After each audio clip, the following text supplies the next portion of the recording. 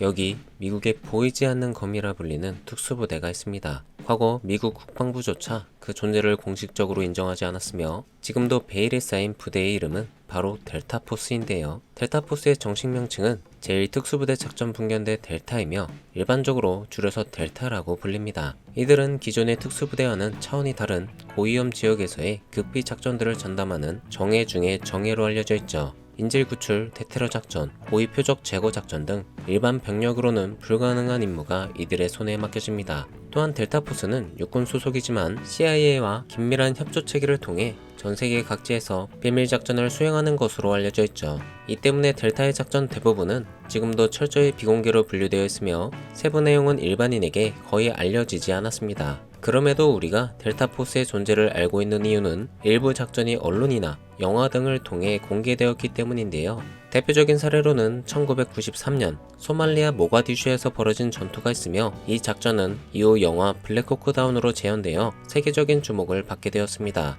당시 델타포스는 미국군 레인저 부대와 함께 작전에 투입되었으며 적의 거센 저항 속에서도 끝까지 임무를 수행한 바 있죠. 이번 영상에서는 바로 이 미 특수부대 델타포스에 대해 자세히 알아보겠습니다. 그렇다면 이 비밀스러운 특수부대 델타포스는 어떻게 탄생하게 되었을까요? 1970년대 미국은 국제적인 테러 위협이 증가하는 상황 속에서 이에 즉각 대응할 수 있는 전담 특수부대의 필요성을 절실히 느끼게 되었습니다. 특히 1972년 뮌헨 올림픽에서 발생한 참혹한 테러 사건은 미국 정부가 대테러 전문부대 창설을 진지하게 고민하게 만든 결정적인 계기가 되었죠. 그 당시만 해도 미국은 세계적인 군사력을 자랑했지만 정작 테러와 같은 비정형 위협에는 제대로 대응하지 못했던 상황이었습니다. 이때 등장한 인물이 바로 찰스 베크위스 중령으로 그는 영국 특수부대 SAS에서의 근무 경험을 바탕으로 새로운 부대 모델을 제시했죠. 베크위스는 SAS처럼 비밀스럽고 신속하며 작전 중심적인 대테러 부대가 반드시 필요하다고 강하게 주장했고 그의 제안은 결국 받아들여지게 되었습니다. 그렇게 1977년 베크위스의 구상에 따라 미국 역사상 최초의 대테러 전문 특수부대인 델타포스가 창설되게 된 것이죠. 하지만 이 부대는 창설 초기부터 극도로 철저한 보안 아래 운영되었으며 군 내부에서도 이들의 존재를 아는 사람은 극히 일부에 불과했습니다. 델타포스는 정체를 감춘 채 더 유닛이라는 모호한 이름으로 불리며 비밀리에 임무를 수행했죠. 오늘날에도 델타포스의 조직 구성이나 활동 내역 대부분은 기밀로 분류되어 있으며 세부 내용은 국가안보 차원에서 공개되지 않고 있습니다. 그렇다면 과연 어떤 군인들이 델타포스에 지원할 수 있을까요? 델타포스는 일반적인 신병 모집과는 다르게 이미 군에서 뛰어난 성과를 보인 베테랑들만을 대상으로 선발 과정을 시작합니다. 주로 육군의 레인저, 그린베레, 특수정찰대 출신들이 지원하며 그 중에서도 상위 1% 안에 드는 인재들만이 선발 대상이 되죠. 이들이 처음으로 통과해야 할 단계는 바로 악명 높은 어세스먼트 앤 셀렉션 과정입니다. 이 과정은 약 한 달 동안 진행되며 지도 없이 산속을 수십 킬로미터나 행군하는 시험이 반복되죠. 단순한 체력 테스트를 넘어서 심리적인 압박과 방향감각, 절망적인 상황에서도 판단을 내릴 수 있는 능력까지 평가받는 혹독한 시험입니다. 심지어 시험 종료 후 합격자 명단조차 공개되지 않으며 탈락자는 아무 설명도 없이 조용히 귀대하게 되죠. 이 치열한 선발 과정을 통과한 극소수만이 다음 단계인 OTC로 진입하게 됩니다. OTC는 델타포스 요원으로서의 자질을 완전히 새롭게 만들어주는 훈련 과정으로 약 6개월 이상의 집중 훈련으로 이루어져 있습니다. 총기훈련, CQB, 침투 전술, 인질 구출, 폭발물 해체 등 실전에 필요한 모든 기술을 학습하게 되죠. OTC 훈련은 단순히 기술 습득을 넘어서 상황 판단력과 심리적 저항력까지 끌어올리는 것을 목표로 하고 있습니다. 훈련은 실전과 거의 동일한 환경에서 진행되며 작은 실수 하나도 치명적인 결과로 이어질 수 있다는 긴장감 속에 이루어지죠. 델타 요원은 언제든지 사망자 또는 부상자가 발생할 수 있는 최전방에 투입되기 때문에 훈련조차 생존을 위한 전투와 다름없게 진행됩니다. 일부 요원은 CIA에서 휴민트, 즉 대인정보 수집 훈련을 받으며 첩보요원처럼 행동하는 법도 익히게 되죠. OTC를 모두 수료한 인원은 비로소 정식 오퍼레이터, 즉 델타포스 요원으로 임명되어 본격적인 임무에 투입될 수 있습니다. 그러나 이 시점에서도 각 요원의 이름은 외부에 노출되지 않으며 신분 자체가 국가기밀로 분류되죠. 실제로 이들은 작전 수행 시 군복 대신 민간인 복장을 입고 외교관이나 사업가처럼 위장해 임무를 수행하는 경우도 있습니다. 여권, 신분증, 전자기기 등 모든 장비는 임무에 맞게 조작되며 현지인과 완벽히 섞여 작전을 수행하죠. 바로 이런 은밀함과 기민함이 델타포스를 세계에서 가장 강력한 투수부대로 만든 요인 중 하나입니다. 델타 요원이 사용하는 무기와 장비는 임무에 따라 유연하게 변경되는데요. HK-416, M4A1, 권총으로는 글록 19, SIG P320 등을 사용하는 것이 일반적입니다. 야간 작전을 위해 야시 장비, 열화상 장비, 소음기, 고성능 조종경도 기본적으로 사용되죠. 또한 근접 작전에서는 MP7 기관단총이나 산탄총, 특수 저격총 등도 탑재할 수 있습니다. 무기뿐 아니라 전술조끼, 방탄장비, 통신기기 등도 임무에 따라 최적화되어 준비되어 있죠. 이들은 어떤 환경에서도 빠르게 적응할 수 있도록 다양한 장비와 체계적인 훈련 시스템을 갖추고 있습니다. 사막, 밀림, 설산, 바다, 도시 등 델타포스에게 장소는 작전에 제한이 되지 않죠. 또한 실전 경험이 풍부한 만큼 기상 악조건이나 불리한 지형에서도 압도적인 능력을 보여줍니다. 더 놀라운 것은 작전 전에 타깃에 대한 분석뿐 아니라 작전 지역의 문화, 언어, 사회적 분위기까지 철저하게 학습하죠. 모든 정보는 임무 성공률을 높이기 위해 통합 분석되며 여기서 실수는 단 하나도 허용되지 않습니다.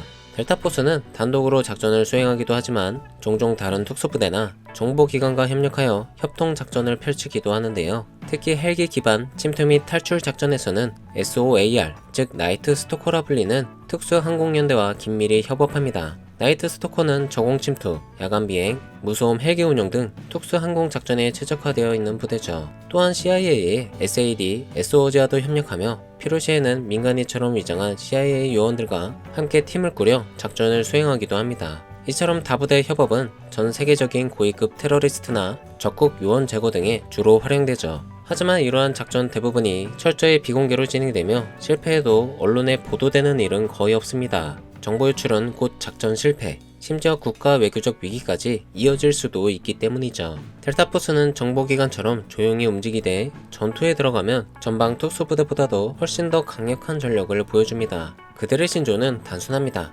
기습, 속도, 그리고 압도적인 화력, 이 세 가지죠. 이 세 가지 요소를 바탕으로 델타는 적이 반응할 틈도 없이 임무를 끝내고 현장을 빠져나갑니다. 이 신조는 단순한 구호가 아니라 델타가 생존하고 승리하기 위한 철칙 그 자체인데요. 델타가 실행하는 작전의 목적 대부분은 몇 분 안에 목표를 제압하고 즉시 철수하는 것입니다. 특히 적진 깊숙한 곳에서 진행되는 고위험 작전일수록 이 원칙은 더 중요하게 적용되죠. 이처럼 델타는 작전 중 실수는 곧 죽음이라는 인식을 항상 가슴에 새기고 훈련합니다. 그만큼 훈련 단계에서부터 임무 수행에 이르기까지 모든 과정에서 완벽을 추구하죠. 작전 중 부상이 발생하거나 전우가 희생되더라도 작전 자체는 반드시 완수되어야 한다는 원칙도 존재합니다. 물론 이 같은 원칙 때문에 작전 후 PTSD와 같은 심리적 후유증에 시달리는 경우도 적지 않죠. 그래서 델타 내에서는 전문 심리 상담사가 항시 대기하며 작전 종료 후 정신적 회복 과정도 함께 진행됩니다. 델타포스가 일반 대중에게 널리 알려진 계기 중 하나는 바로 1993년의 모가디슈 전투인데요. 당시 미국은 소말리아 내 군벌을 제압하기 위해 특수작전을 개시했고 이 작전에 델타포스와 레인저가 투입되었습니다. 이들은 현재 무장단체의 지도자를 체포하기 위해 도시 한복판에서 기습작전을 펼쳤죠. 그러나 헬기가 격추되면서 작전은 전면전으로 확산되었고 이로 인해 예상치 못한 치열한 시가전이 벌어졌습니다. 델타포스와 레인저는 고립된 상황에서도 끝까지 전투를 이어가며 수많은 병력을 상대로 싸웠죠. 이 전투는 이후 영화 블랙호크 다운을 통해 전 세계에 알려지며 큰 반향을 일으켰습니다. 영화 속 등장인물들 중 일부는 실제 델타 요원을 모델로 삼아 사실감을 더했죠. 이 사건을 계기로 델타포스는 대중 사이에서 신비롭고 비밀스러운 특수부대로 인식되기 시작했습니다. 마찬가지로 이들은 여전히 미디어에 출연하거나 인터뷰를 하지 않으며 익명 속에서 활동을 이어가고 있죠. 모가디슈 전투 이후에도 델타포스는 여러 국가의 고위 표적을 제거하는 작전에서 핵심 역할을 수행해왔습니다. 그 대표적인 사례 중 하나는 2003년 이라크전 당시 우다이 후세인과 후사의 후세인 형제 제거 작전인데요. 당시 이라크 전역을 장악하고 있던 후세인의 아들들은 민간인 학살과 고문 등으로 악명이 높았고 미국 정부는 이들을 최우선 제거 대상으로 지정했습니다. 델타포스는 첩보 분석을 통해 이들이 은신하고 있는 건물을 포착했고 곧바로 작전을 개시했죠. 결국 수시간에 걸친 격렬한 교전 끝에 두 형제를 사살하는 데 성공했으며 이 소식은 전 세계 주요 언론을 통해 빠르게 퍼졌습니다. 이 작전은 미국이 얼마나 정밀하고 은밀한 군사작전을 수행할 수 있는지를 상징적으로 보여주는 사건이 되었죠. 이후에도 델타포스는 IS 고위 간부 제거, 알카에다 조직 타격 등 다양한 비공식 작전을 꾸준히 수행해왔습니다. 특히 2010년대 중반 이후 테러리즘 및 사이버 및 정보전에 기반을 두게 되면서 델타는 디지털 추적 및 신속 침투에도 능숙한 부대로 변화해갔죠. 이에 따라 이들은 단순한 전투원이 아니라 정보 분석 능력과 정밀 타격 능력을 동시에 갖춘 최정의 복합 전투 인원이 되었습니다. 그래서 미국 내에서도 델타는 마지막 카드 또는 국가에 보이지 않는 검이라 불릴 정도로 신뢰받고 있죠. 그렇다면 오늘날의 델타포스는 어떤 작전들을 수행하고 있을까요? 공식적인 기록은 거의 없지만 아프리카와 중동을 중심으로 무장 세력 제거 작전, 인질 구출, 정권 보호 임무 등에 투입된 것으로 알려져 있습니다. 또한 동남아시아와 유럽에서도 고위 외교 행사나 미 대사관 경호를 위해 비밀리에 배치되었죠. 이들은 현지 작전을 위해 다국어 능력과 민간 위장 기술도 함께 연마하여 세계 어디서든 완벽하게 녹아들 수 있는 훈련을 지속적으로 받고 있습니다. 최근에는 테러 조직 IS 지도부를 겨냥한 작전에서 주요 간부를 사살하거나 체포한 사례도 있죠. 그러나 작전의 세부 사항은 철저히 비공개이며 미국 정부도 해당 작전에 대해 언급하지 않는 경우가 대부분입니다. 이것이 바로 델타포스의 철학이기 때문이죠. 비밀스럽게 행동하고 기록을 남기지 않으며 조용히 임무를 완수하고 사라지는 것. 이들은 미디어에 등장하지도 않고 훈장을 공개적으로 받지도 않으며 작전이 끝난 뒤에도 일반인처럼 살아가야 합니다. 이처럼 이름도 얼굴도 경력도 알려지지 않지만 오늘도 어딘가에서 국가를 위해 싸우고 있죠. 미국에 보이지 않는 검 델타포스 이야기는 여기까지입니다. 다음 영상에서는 앞서 잠깐 등장한 미 특수항공연대 나이트 스토커에 대해 자세히 알아보겠습니다. 많은 시청 부탁드리며 이번 영상을 마치겠습니다. 감사합니다.